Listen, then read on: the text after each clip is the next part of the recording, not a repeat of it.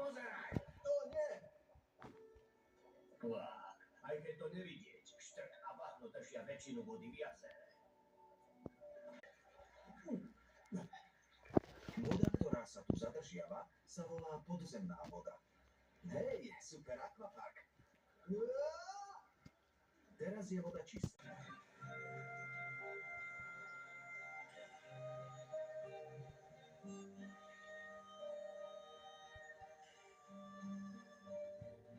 Dostal s odpadovou vodou. Neuveriteľné, čo všetko tu končí.